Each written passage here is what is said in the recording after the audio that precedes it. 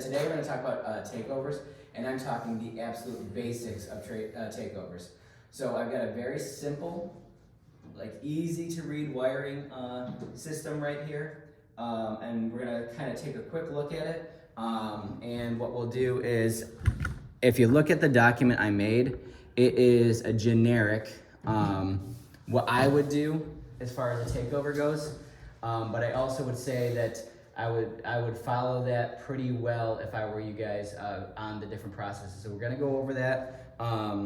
We'll talk about it first, and then we'll sit down and we'll actually take a look at this. So I'm gonna plug this in, and this is gonna emulate an existing wired alarm system at a customer's house.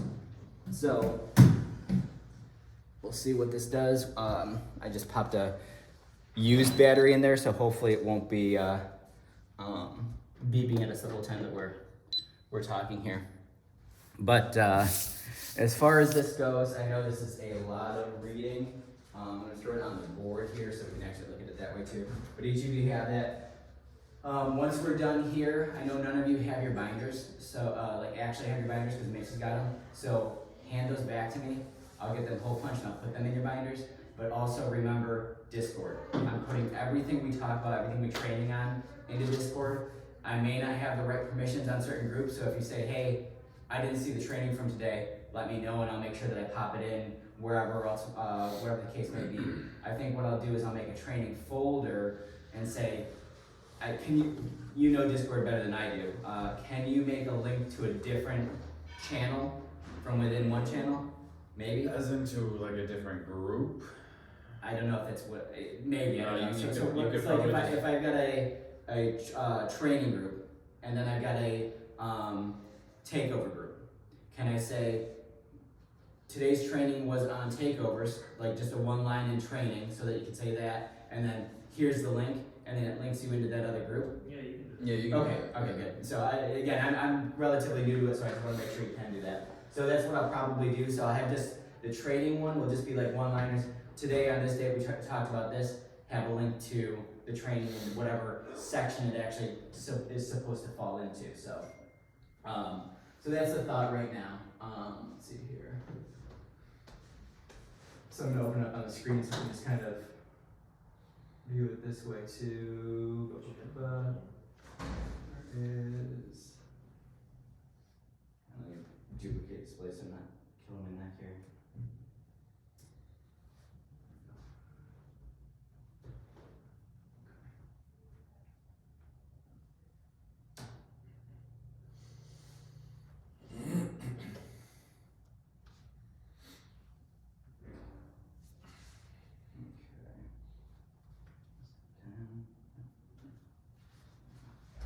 All right, so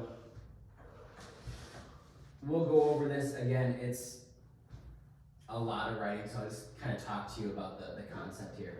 Is beginning of the day, obviously you're gonna start pre-shift. You're gonna review the day, receive your equipment, confirm your equipment. That's important to make sure that everything is correct and needed for the installation. Confirm your tools, your ladders, and everything for the installation. Refer to pictures in Google Maps to make sure that you're all set. If you have any questions, talk to the sales rep. Just like David was just doing and figuring out that he might need Daniel's van, that's exactly what we need to do before the job is. Now this is specifically to takeover kits, but again, the beginning steps are pretty common for just about everything. For a takeover, you're gonna have an Alula. Again, we're gonna try to keep with these Alula panels, and I'm talking about a hardwire takeover. We're gonna have an Alula panel. This is not what we're gonna register with alarm.com or anything like that, because this is just a takeover of the wiring. It's gonna be like a Qualsys is what we're gonna actually be registering with the office. In other instances, like if it were a BAT connect or a communicator, that's what we would register. So office registers the panel. I suggest that you do that to begin with, because then that way it's already done before you get there.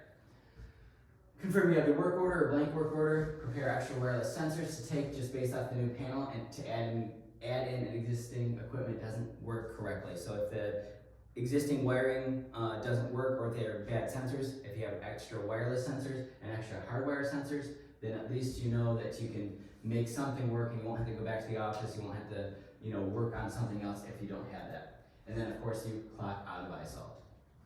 When you start driving, you clock back into iSolved, and you call the customer to confirm their arrival time. Select on route and security tracks, arrange a carpool with other technicians. It is the policy, and we're gonna go over this, per the office, is that only one car will receive mileage reimbursement.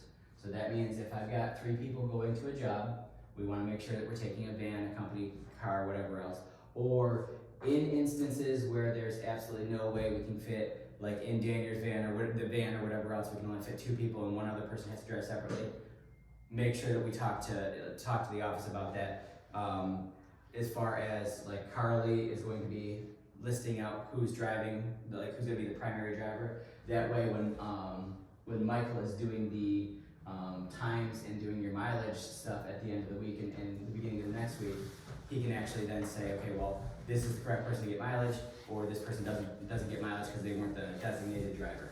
So make sure that we try to do a carpool or whatever else we can, because otherwise some people will not get paid mileage. Then we drive to the customer's location. Park the vehicle, clock in the security tracks, write the arrival time on the work order.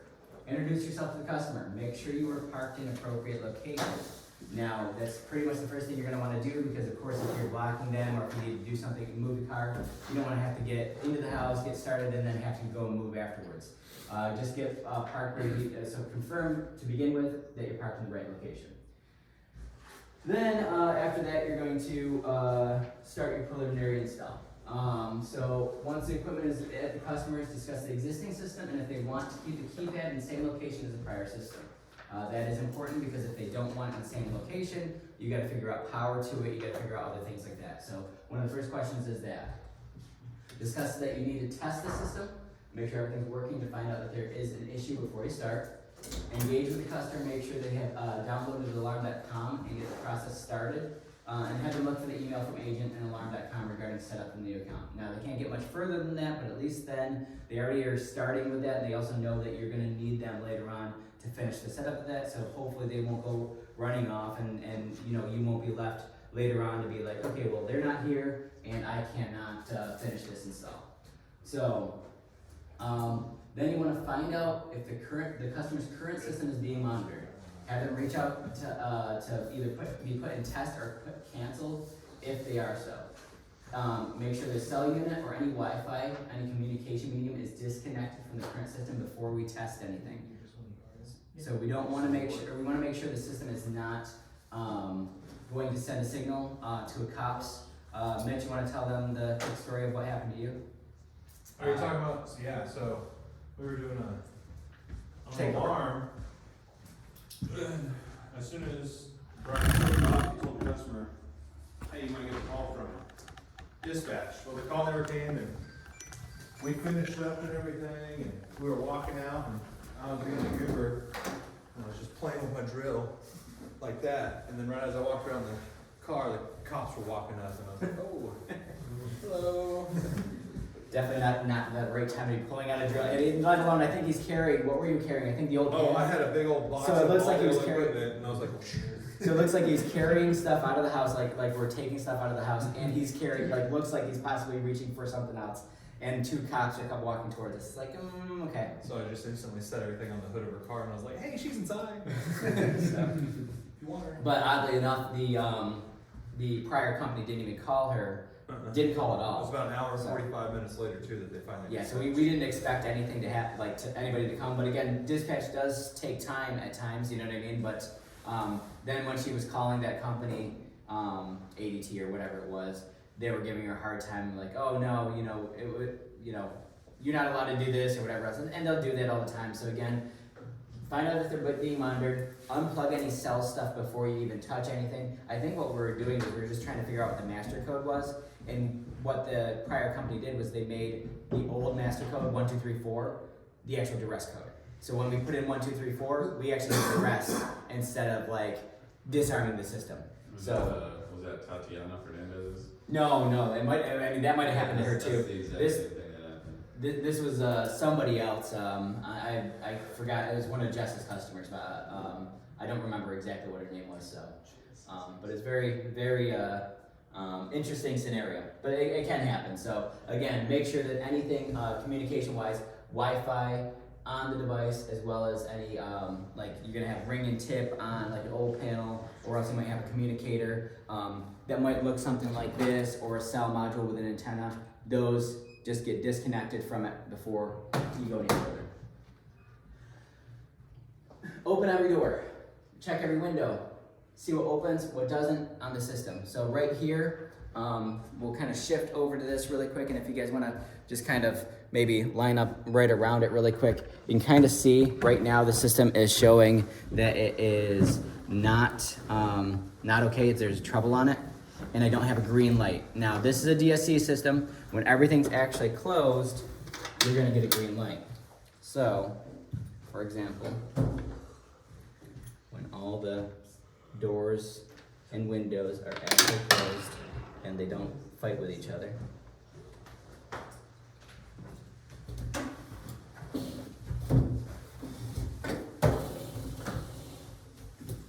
You're gonna get a green light. So this system right now has trouble, which again, with a DSC system, if you have a programmer keypad like that one, no, it doesn't matter. It just looks like that. So actually, why don't we pass that around? If you look at the number on the top of it, it's gonna say it's a either a PK 5500 or something along those lines, just depending on what the programmer is.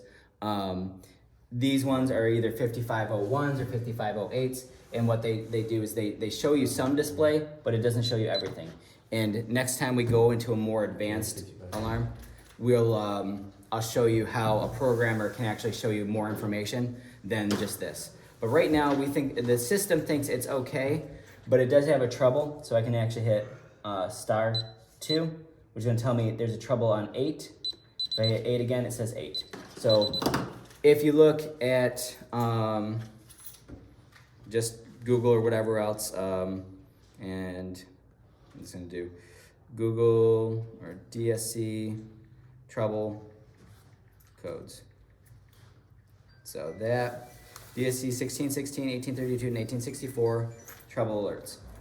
If you look at this, this is a 1864, so it's a 64 zone or up to 64 zone DSC system. *2 tells you that there is a light on 8 means loss of date or time. So it looks like it reset its time right there once I check the trouble. But again, if the time is set, battery's plugged in, everything else is good with the system, you'll notice that there's not actually any other troubles right now. Now there is a wireless sensor that when it eventually triggers, it will probably come back into, there we go. So it has a different zone, and we'll talk about that in a little bit there. So, all right, so you can kind of see that right now, given this system, everything looks like it's okay. So, Jonathan, can you hand me just the papers? We'll go over as I go through the papers then. Just just one set of those is good. So, cool, thank you. Now, I don't want to bore the heck out of you guys with reading through this, but generally, it's pretty important on the process here. So we're going to kind of go over everything as is, and then I'm going to have you guys do this yourselves as well.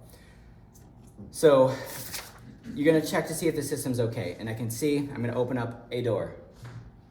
Opens up, and it's helpful with 2 people at times. You notice that the check went away, and if you hit pound, it'll clear out, and it'll show you zone 1 is open right now. You close that front door. You open up the next door. Somebody else is at the panel. It's very helpful because then they can say, yep, that's zone 1 too. I just opened up the garage door. It looks like these 2 zones, or these 2 sensors, well, there we go, I just killed the rest of them. So these 2 sensors are tied into the same zone. And we'll look at the wiring and you'll see why that is. I guess these need to be further apart because the magnets like to be fighting with each other. But, well, they really like each other. Well, we're gonna keep zone 1 open for now, but we know that zone 1 works. So, right now, we should see that zone 1 is still open, and that's fine. All right, so then, next we're gonna go to the next door. I'm gonna open up the next door, that's zone 2. So this is where you're gonna be making a diagram or writing down on a piece of paper, okay, zone 1 is front door, garage door. Zone 2 is your back door. Close the back door, and check this. Now, obviously the green check's not up because zone 1 is still open, but only 1 is showing here now. It's not 1 and 2. Go to the next area. I'm gonna open the master bedroom window, zone 3. So now you can write down zone 3, master bedroom window. And then, oh yeah, we added a new window to our laundry room. Go check that one too, okay? So open up the laundry room window. It's a wireless sensor in there, but you can see you got 1, 2, 3, and 9. So 9 is their laundry room window. And if you look at this, sometimes the prior installer will write down stuff on this panel. Entry door, master bedroom window, back door. So obviously I had it backwards when I was saying it, but at the same time, that's what they had here. Then upstairs window. Well, they must have changed zone 9 to a different zone. So now I'm gonna change it in this. I'm gonna rewrite it as, laundry room window. And there's not a motion detector added onto it right this second because I actually just have that one disabled. But So what if it's not labeled? How do you figure out? so pretty It's much based on each thing is labeled, right? of these. Yeah. So every one of these. So if you look, you gotta get a little closer to see it. But if you see underneath it, it's gonna see Z1 common, Z2 common, Z3 common, Z4 common, whatever else. So if you look at it, I got zone 1 common, zone 2, and that's tied to the same common as zone 1, zone 3 common. So I've got 3 zones. Okay. But then you'll notice that then after that, there's not a 9 because anything wireless is going to be wired into this. It's going to be separate completely. So pretty much what we're going to do is, again, you're just making a list because whatever is on this could have been 2 panels ago as well, and the numbers might not match up. So you make a list that matches what you see. So I know that when I open up this one right here, this is the actual back door, not the master bedroom window. So you use your list. Because that's going to help you when you're adding sensors back in, and also when it goes time to give a list to the customer, give a list to the office for them to know exactly where each zone is going for central station and everything like that. Also, that's going to help everybody later on because if you have a good list, then we have some other installer come out or another technician come out another time. They're going to know exactly where everything is. So at that point, report the findings to the customer. Do not proceed past this section if you have non-working sensors. So pretty much you're gonna either talk to the customer and say, listen, I have a problem with zone 1. We're gonna take a quick look at the wiring, and let's just say you have a problem with zone 1 and you get to the panel itself and you realize that zone 1 is, for whatever reason, disconnected. So you get into the panel and you realize that zone 1 is somehow just a little loose, whatever the case may be. Like the wire's loose and it came loose. But anyways, there we go. So what do we have open still? Anybody know? Zone 1, Why is that? or whichever one you're loose. Well, you can check on the panel and it'll tell you what. So let's just say you test all the doors and you can't figure out, for some reason the front door and the garage door aren't working. I can open them, but they don't close. You open, close, they don't close. Talk to the customer, tell them right now, these 2 aren't working. Then you go to the panel and you look at it and say, okay, well, before you disconnect their old equipment, oh, you know what? The wires look a little loose there. Let me cut them back, make sure they're good, pop them back in where I think they should go, which should just be zone 1. Pop it in there, tighten it down the way it should be, and then let's see if the system changes. You go over, oh, look it, now we got a green check. Let me open up that, which is really dangerous here. Open up the front door, close the front door. But again, if you ever have an issue with a door or window, open it once, close it, open it again, close it. I usually do it twice just to make sure it resets the right way, and then check. So you can kind of see that right there, everything's good now. So okay, so now we can say, okay, well, we were able to make all the existing windows and doors work. Now, also, I'm sure they've got more than just entry doors, master bedroom window, back door, and upstairs window. So we can then say, well, it looks like you don't have any sensors in this bedroom or this bedroom, do you want them? Because obviously that might be something that they didn't talk about this, with their sales rep, because they probably thought everything in their house was already secured.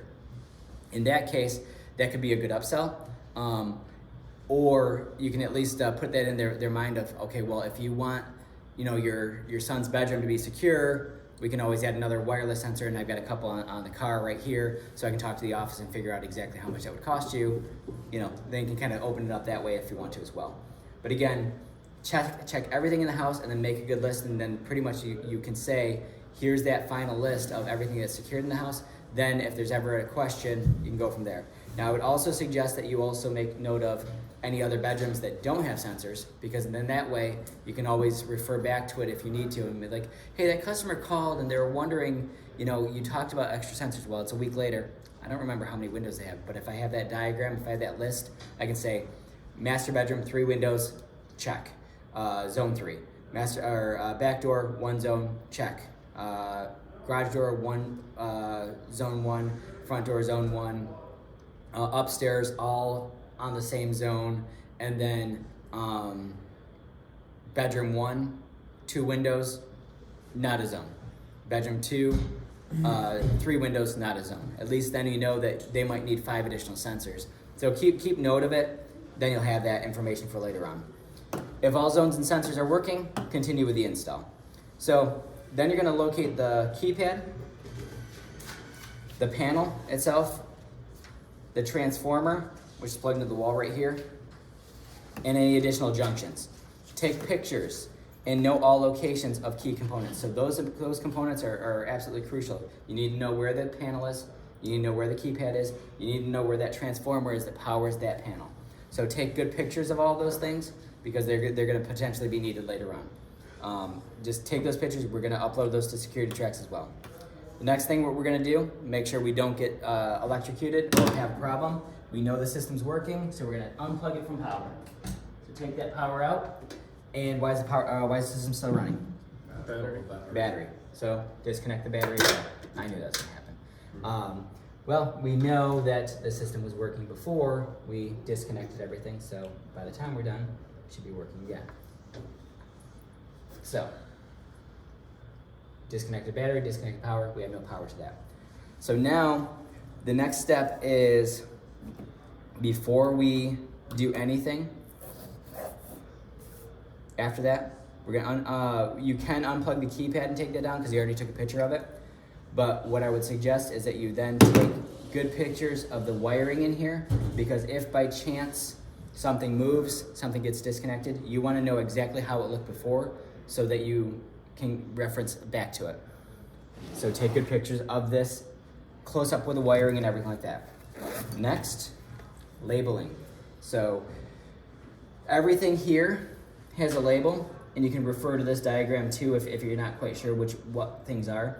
But you can see here's our AC wires right here. So I can actually then take some white tape,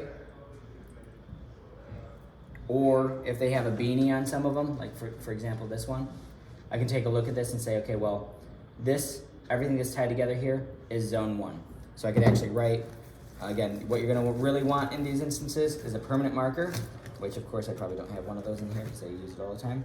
But a permanent marker, white tape, or else writing on those beanies. But you take the tape. Again, we know that zone 1 is all that same wiring right here too, these two. Yeah, of course. So tape them together too, because that'll make it nice and clean and easy to tell that this is all one zone. Then you can make a little flag or whatever you want to do with this, just to make it easier to label. And then you're going to label that one. Does anybody have a permanent marker? Yep. Perfect, thank you. See? Comes prepared. All right, so we got zone 1 right here. How is it? Next.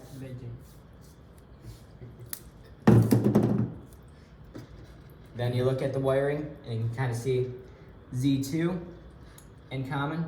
So you're gonna wrap this around. Even though it's one wire, I would still suggest that you do the same thing, because again, you're gonna want it labeled so you know exactly where it came from and where you're gonna tie it into on the new device.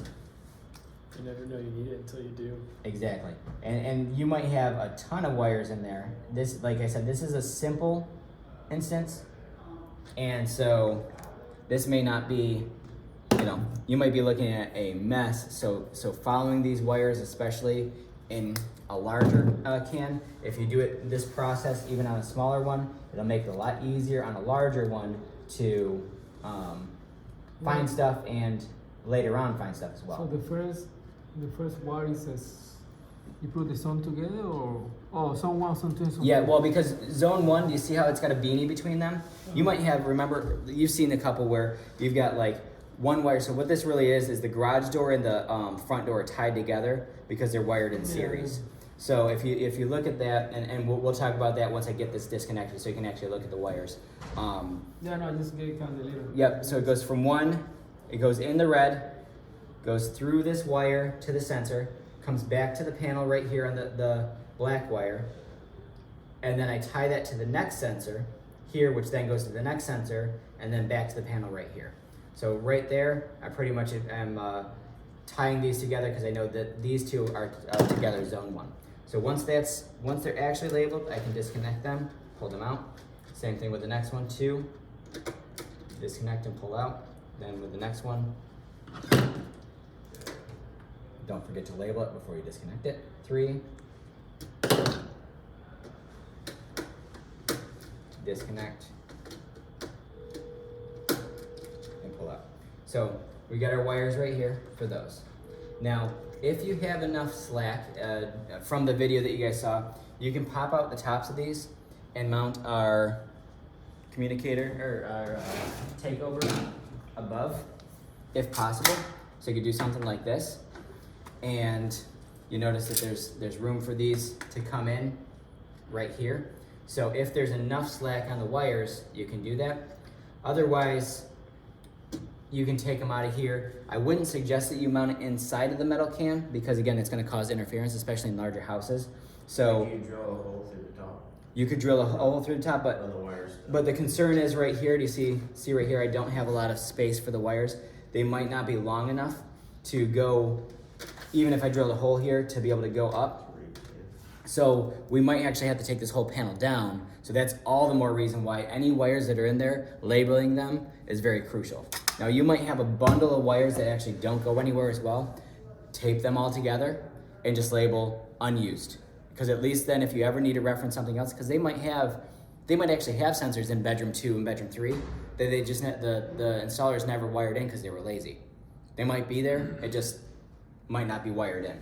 So again, if they have any other wires, label them and everything like that. Now, I've got wires right here that are going to red, black, yellow, green. Now, if you look back over here, it says red, black, yellow, and green are compatible system keypads. So this is the only wire going to it, and they only have one keypad in the system.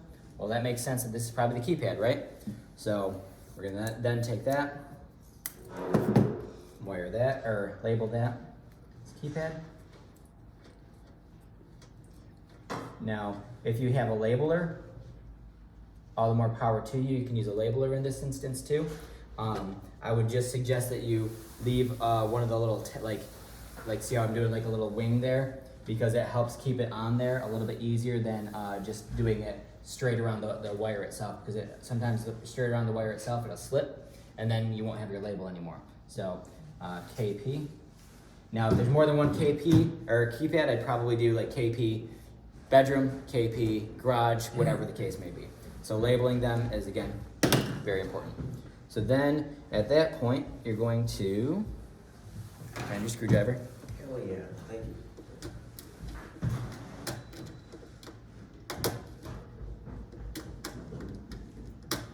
There you go. Then what do we have here? So this right here, it looks like it says Bell. So in their system, the way that this is wired right here, they never would have had a siren go off, which really doesn't do them a lot of good. But at the same time, on a DSC system, you'll always have a system trouble if you don't have a siren tied to it. So in this test instance, I just put a resistor on there so it thought there was an actual siren on it. So that obviously, if they were actual siren wires, you take those down, label them as Bell, and then of course AC are the last two. So AC. Notice this though. See how there's copper right there? That's a danger. If those two touched each other, that'd actually short out an AC transformer and blow the transformer and possibly cause either a fire or else, hopefully just their circuit breaker to trip. But again, it could cause a lot of issues. So this is something that you're gonna wanna clean up before you go on to the next thing regardless. So again, before you take off, again, probably best to label it, because if by chance that wire pulls a little bit into the wall, you could lose it practically immediately. I've had that happen once or twice before where the wire seems fine, but then as soon as you disconnect it, it had like tension in the wall and then it said bye-bye. So again, label before you disconnect just in case it's hard to find after. So AAC, and then of course battery, whatever else. So then disconnect, and we've got all of our wires labeled. Of course, I got a little bit, might be able to make those work, but we're gonna kind of work around it and pretend like we had enough slack to go up there, and we'll go from there. So let's do this one more time. How are we on time? 8:30. 8:30. Okay, so we're at the point where we look at this guy. Remember the video? You've got your zones here. You got power, but we don't have any powered devices. Notice we didn't have any hardwire motions. We didn't have any hardwire glass breaks or anything like that, so we were not gonna have to deal with power there. We would mount this up here, which again, I'm not gonna mount it, of course, but we'll make use of it as best as we can. Now I'm gonna try to carefully take this, now zone 1 and ground. So I got my zone 1 right here that we know worked. Like you said, and this is the way I like to do it as well, I usually try to make the zone itself the red one, the positive, or it would be positive if it were actually one that carried current. So again, if it's on the wall, it's gonna be a lot easier to wire than just randomly sitting here like this. So let me see if I can do this maybe. We're gonna pretend like we got the panel off, pull these back this way, and we're gonna deal with it up here. So now this is good, I'm gonna have it just do it right up here. Then that way, I can do it that way. So we've got our zone 1, we're gonna tie it in just like this. If there's any excess wire or anything like that, you don't want any copper showing, or tin or whatever it's coated with. So get it in there. If you need to use your wire strippers, make sure you do appropriately. Make sure you get the right size tip to tighten this down. So we got zone 1 right there. Now, Does this support a bell? what's that? Does this have wiring for a bell? No, but remember, if with a takeover, we're gonna probably be putting a Qualsys or something else in, so that will actually be able to support the bell, or that one actually will have a siren built into it. Mm-hmm. But if you want a bell externally with a Qualsys, you actually have to do it through a relay. So that would be a much, well, let's call it a much more advanced setup of those with a Qualsys with a bell, or else you'd use one of the DSC or Qualsys takeovers at that point. And in those instances, they actually have wiring for a bell circuit right there.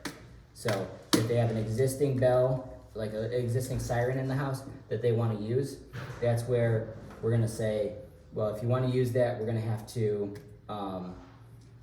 have an add-on to the system. That's where you'd either talk to the sales rep or you'd figure out exactly what's needed for it. A IQ2 and an IQ4, I believe that they take the exact same relay to make that happen, but the wiring behind it is a little strange because you actually have power going to the siren, then going through the relay, then coming back to the panel, all in kind of a interesting fashion for it to actually trigger correctly. But it's a triggered relay that you're gonna need, so it's a little odd.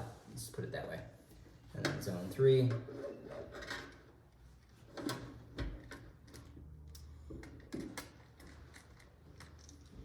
And ground.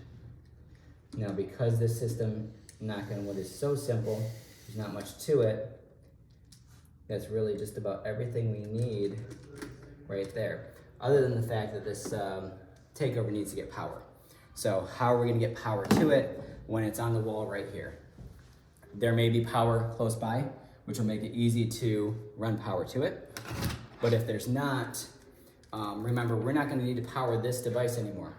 So we can take the same wires that ran power to the transformer, and we can tie it to the transformer that it came with. Cut the tip off, very similar to what we would do with the Qualsys. Tie the correct positive and negative, because remember. Which the positive of black wire? Well, on this one, On the black wire. well, I just want to show you this stuff first. On this, remember, this was an AC transformer. So do we know the difference between AC and DC? Kind of. I know DC's Javier does. Yeah, no, I see. So- Yeah, okay. So AC is alternating, DC is direct. Now alternating means there is no polarity, but it also means that pretty much it doesn't matter which one I have plugged into this or which one I have plugged into this, because it's AC, there's no polarity, it doesn't matter. Now DC is black and red. DC is black and red, positive and negative, dashed, not dashed, whatever you want to call it exactly. Now, so because we're going from AC, which it was wired as before, we're taking this transformer down, and if you look at the transformer, the back of them, or the front of them, primary is 120 volts AC, 60 hertz.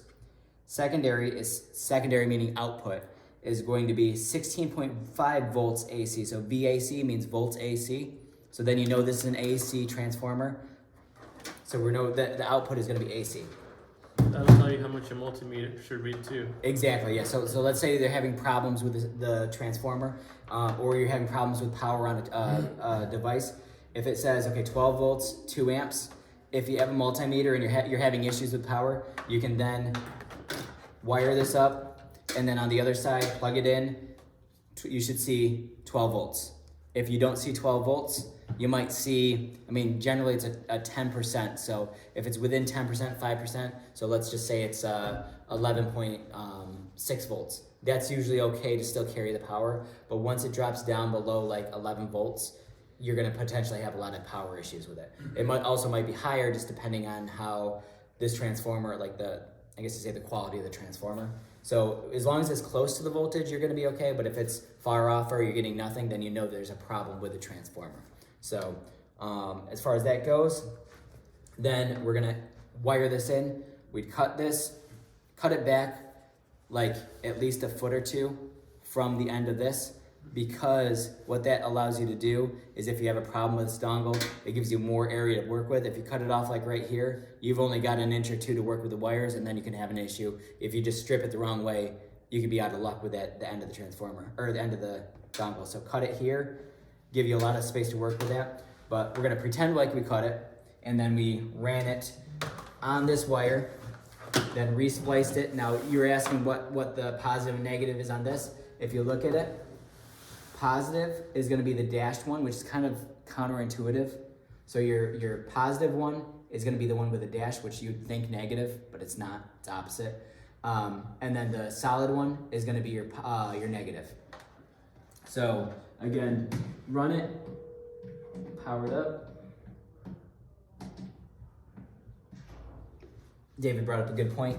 Having a multimeter is always a good thing. Then you can check it before you start wondering what the problem is, if there is a problem. Run the power to it, have it ready to go. Now, one other thing on these is you have a selector. See up here? What this does is it takes hardwire inputs in, and then you got a wireless output. So this takes hardwire, translates it to wireless. So if we've got a Qualsys panel downstairs, which is on the, this one is on, it's a gold panel, so it's gonna be the Interlogix one. So that's what we've already got that on. So that's gonna be exactly what we need it on. We're gonna plug it in. And it's good to go. So we're gonna let it do its thing for a minute. And just like he said, you gotta wait for it to kind of set up, and then at that point, we're gonna hold that button in. So now that everything's all said and done, we're gonna take good pictures again. We wanna make sure we take good pictures of labeled zones and make sure everything's ready to go at that point. Now this, we might have actually taken this whole panel down, which would make that area nice and clean. Or if we didn't take it down, we might have a hole right here and the wires might be coming up through. It just depends on what kind of slack you have in the wires. But again, be careful not to pull too hard on the wires because that could cause issues later on. Okay, so I think I'll probably hold it now, so we'll hold that down. It'll do its thing. So it's just checking what zones are actually tied in and kind of go from there. So now this is pretty much all set to go. We can probably close this up. Now the one other thing is you have these serial numbers and everything on the side of that. Take good pictures of that too, because when you're adding the sensors into the main panel, it might say something along those lines of what serial number it might be trying to add in for you. So at this point, we would go downstairs. We would, go to their main keypad, which is the new one we just installed. We would then go to Auto Learn Sensors, enroll, and then open up the front door. At that point, it should trigger as if we would normally be opening a door on that sensor or on the system, and then close it. And then then we'd be able to add it into the QualSys. Then you're gonna go to the next one. You're gonna go to the master bedroom window, open it, close it, add it into the QualSys. Back door, open, close, add in the QualSys. Now, because it has a DSC sensor, and we've got a gold QualSys, this sensor does not work, right? So we won't be able to tie that into the new system. So for them to actually be able to use this wireless sensor, they'd either have to have, since it's a gold QualSys, they'd have to have a QualSys, an actual IQ sensor, or they would have to go without a sensor on that, or if it was a gray QualSys, for example, then it would be a 2 gig sensor there. So it just depends on what they have. This is also something that when you're testing the system, this is something I didn't mention before, you should know any wireless sensors, because if there's a wireless sensor and the new panel doesn't communicate with that same frequency, that sensor's not gonna work. So ideally the sales rep should have seen that they had a DSC system, and they probably would have sent you with a red QualSys, because then when they take it over, that red QualSys sensor should work with it without a problem. So like AT&T sensors. AT&T, Comcast sensors or Xfinity sensors, any of those are proprietary. They're not going to work. Vivint, any new Vivint sensors are not going to work. A lot of the security systems are coming up with their own proprietary stuff. They're not going to work. Old 2 gig sensors, they work unless they're the encrypted ones. So if they're the 2 gig, the GC2E versions of stuff, or the 2 gig E sensors, they're encrypted. They're not going to actually tie into this. You can't translate a wireless, or you can't add in a wireless 2 gig encrypted sensor to the system. So just keep note of that as well. But once that's all set, like I said, take good pictures, mount your 2 gig, mount the power supply. Things to note with wiring: make sure no wiring is bare. You should see no copper. Clean them, cut off any excess, anything like that. Make sure you're using good beanie connectors. So by those I mean, well, I pulled them back out, but these things, they should be nice and clean. You shouldn't see any like silver or metal through them. If you do, you can cut them off and you can start again. You don't want them where if this touches this panel, it could short that. Like it's not sending voltage across, but it could short that out. If this shorts out, what happens? You can open and shut the doors all day long, but it's not going to set off the alarm system. So again, any bare wire is a no-no in this. So just look for bare wire. Make sure that you clean up anything that isn't bare or that is bare. Redo the connections. Generally, you don't have to tape over beanies, but let's just say something is very short and you just want to make sure that something doesn't get loose or whatever else. It doesn't hurt to tape over this stuff, but don't rely on tape.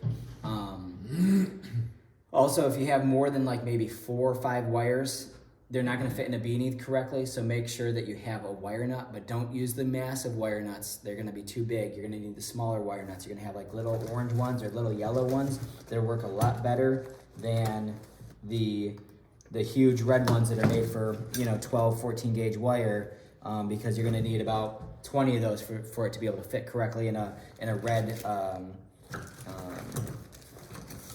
wire nut. Let's see if I have any in here. But again, good to keep wire nuts and beanies on you at all times for various things, one way or the other. So then pretty much, like I said, once everything's all set, take good pictures. Preliminary setup, you go onto the panel, you change the installer code, change the duress code, disable the panel glass break if it doesn't actually have glass around it, because then that can stop some falses. Add your customer's Wi-Fi, run cell tests. So this is all the stuff that we usually do when we set up a Qualsys.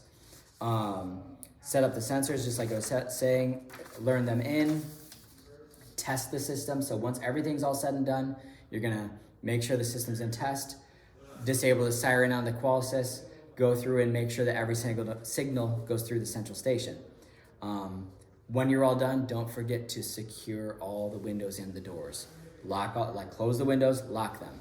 Just make sure that everything's closed, because we don't want to leave their house and then forget that we left their back window unlocked and potentially could have caused them an issue with somebody getting into their house.